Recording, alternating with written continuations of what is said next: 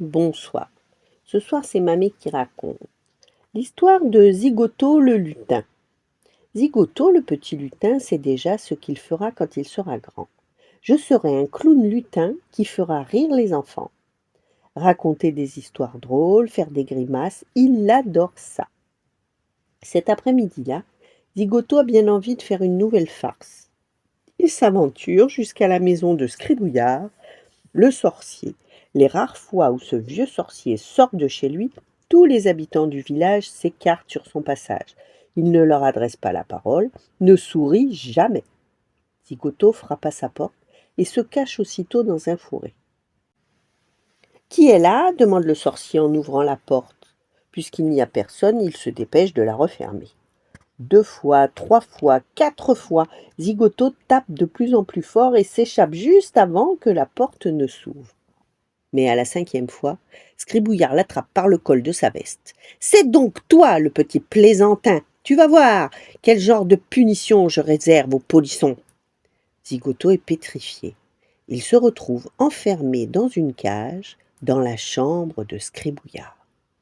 Le petit lutin pleure en pensant à ses parents qui doivent être très inquiets. « Ah, tu rigoles moins à présent, » lui dit le sorcier, et il va se coucher. Quelques heures plus tard, Zigoto se rend compte que Scribouillard parle dans son sommeil et rit même parfois. « Oh là là, si j'essayais de lui raconter une blague, se dit-il. Psst, psst, Scribouillard, tu sais comment on appelle une souris qui perd ses poils? Une chauve-souris. Hi hi hi, s'esclaffe le sorcier. Et quel est le comble pour une fée? Tu devines? C'est d'acheter sa baguette à la boulangerie. Et Scribouillard continue à rire.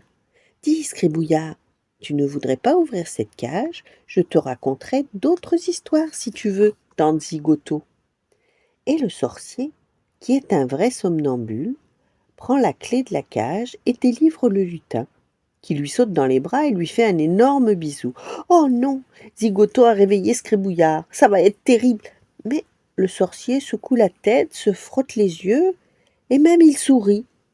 Cette bonne humeur n'empêche pas Zigoto de s'échapper, car il n'a pas envie de se retrouver dans cette horrible cage.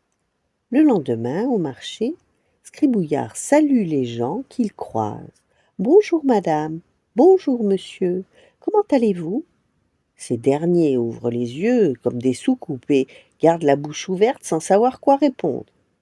Caché en haut d'un arbre, Zigoto observe la scène et il en conclut: « Faire rire donne vraiment des super pouvoirs, même contre un méchant sorcier. » Voilà. Bonne nuit, faites de beaux rêves et à demain.